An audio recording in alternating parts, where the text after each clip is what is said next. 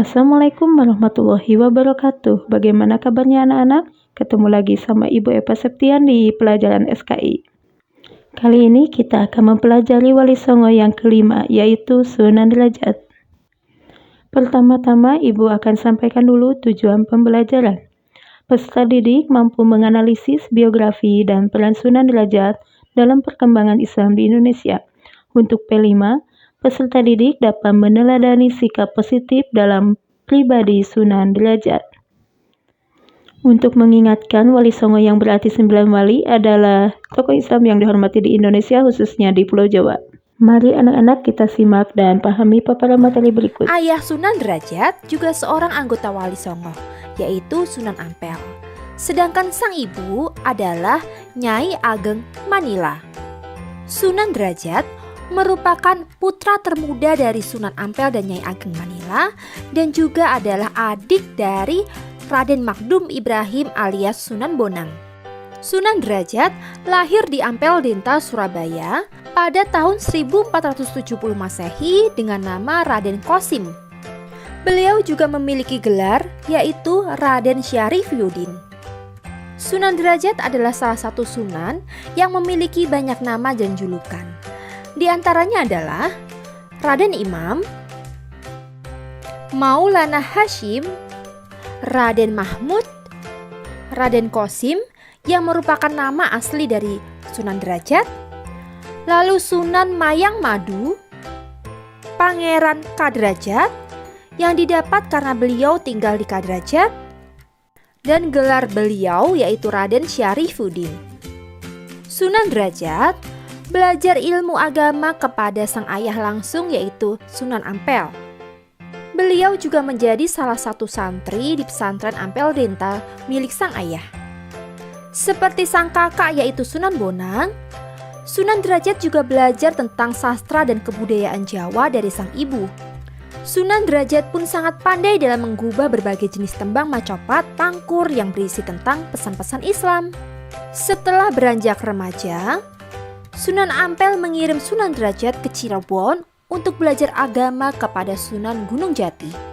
Ketika menimba ilmu agama di Cirebon inilah, Sunan Derajat bertemu dengan putri Sunan Gunung Jati yaitu Dewi Sufiyah. Dan kemudian Sunan Derajat menikah dengan Dewi Sufiyah. Setelah menikah, Sunan Derajat kemudian tinggal di Kadrajat sehingga mendapatkan sebutan Pangeran Kadrajat atau Pangeran Derajat. Nah, inilah asal muasal dari nama Sunan Derajat. Setelah beberapa tahun berdakwah di Kadrajat, Sunan Derajat kemudian kembali ke pesantren Ampel Denta dan bertemu dengan sang ayah yaitu Sunan Ampel. Dan Sunan Ampel meminta Sunan Derajat untuk menyebarkan Islam di pesisir barat Gresik. Sunan Derajat pun menuruti perintah sang ayah. Beliau melakukan perjalanan menuju Gresik. Di dalam perjalanan menuju Gresik terdapat cerita bahwa perahu yang ditumpangi oleh Sunan Derajat dihantam gelombang besar dan pecah di tengah laut. Dan dengan pertolongan Allah Subhanahu wa Ta'ala, Sunan Derajat kemudian ditolong oleh ikan cucut dan ikan talang sampai mendarat di sebuah tempat bernama Jelak, Desa Banjarwati, Kecamatan Paciran, Lamongan. Di desa ini, Sunan Derajat disambut baik oleh sesepuh kampung yang bernama Kiai Mayang Madu atau Mbah Banjar. Di salah satu wilayah desa yang bernama Jelak, Sunan Derajat kemudian mendirikan surau dan mengajar penduduk setempat. Sunan Derajat mengajarkan Islam kepada masyarakat dengan sangat baik, sehingga masyarakat mau untuk menerima Islam. Berikut adalah cara berdakwah Sunan Derajat yang mudah diterima oleh masyarakat. Yang pertama, mengenalkan Islam dengan bijak tanpa paksaan. Sunan Derajat juga mengadakan pengajian langsung di masjid ataupun langgar. Beliau juga menyelenggarakan pendidikan di pesantren.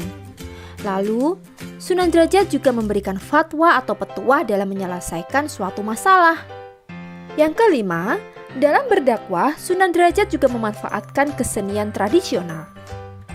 Selanjutnya, Sunan Derajat juga memanfaatkan ritual adat tradisional selama itu tidak bertentangan dengan ajaran Islam. Jadi teman-teman, dengan cara berdakwah seperti inilah, Sunan Derajat akhirnya dekat dengan rakyat dan mendapatkan simpati dan empati dari masyarakat. Seperti ulama Wali Songo yang lainnya yang berdakwah melalui seni dan budaya, Sunan Derajat juga menggunakan seni dan budaya sebagai media dakwahnya. Beliau pandai dalam mendalang, serta sesekali mementaskan pertunjukan wayang untuk sarana dakwahnya. Di usia tuanya, Sunan Derajat tinggal di dalam Wulur, yaitu sebuah tempat tinggi arah selatan dari desa Derajat. Disinilah di dalam Dur ini, Sunan Derajat menghabiskan masa hidupnya untuk berdakwah.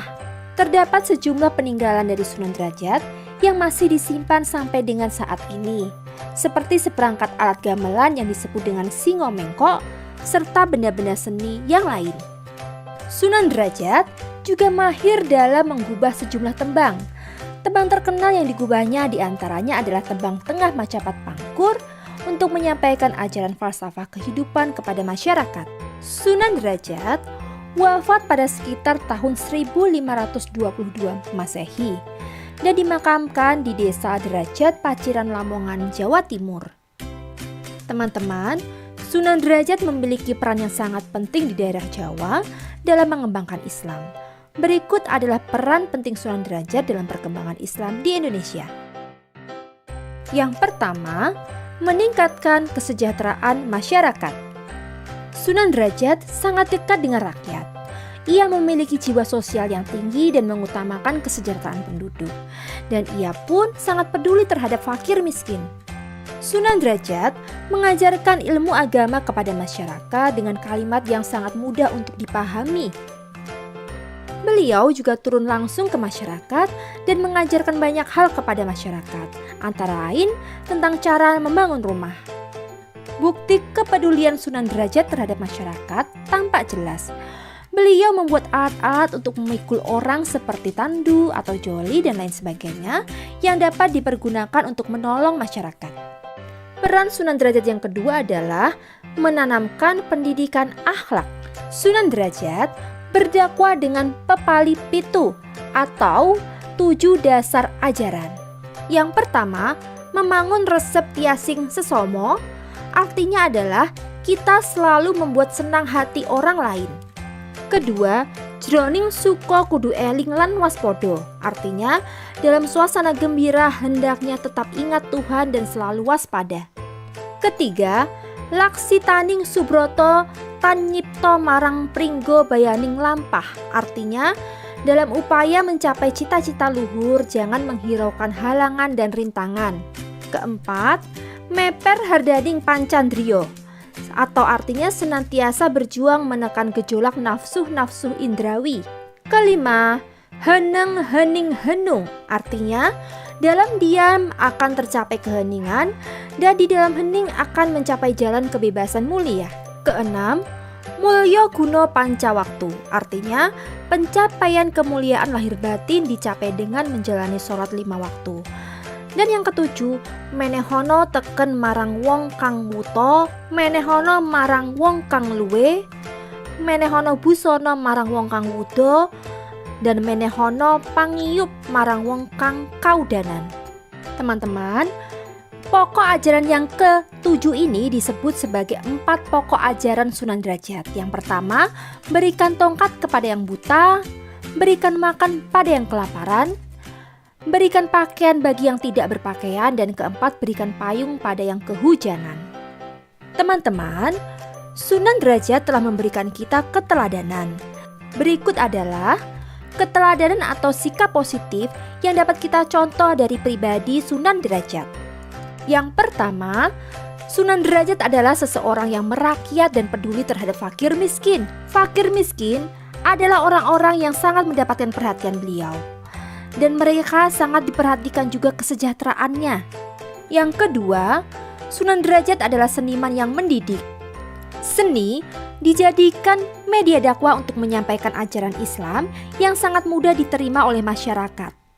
Dan yang ketiga, Sunan Bonang berdakwah dengan cara yang arif serta bijaksana. Dalam menghadapi masyarakat yang masih sangat kental akan tradisi Jawa, maka Sunan Derajat menyikapi dengan arif dan bijaksana dengan melakukan komunikasi yang baik. Tradisi yang tidak bertentangan dengan nilai-nilai Islam akan tetap dipertahankan. Demikian paparan materi tentang Sunan Derajat. Untuk selanjutnya silakan kerjakan pertanyaan berikut. Selamat mengerjakan anak-anak. Terima kasih.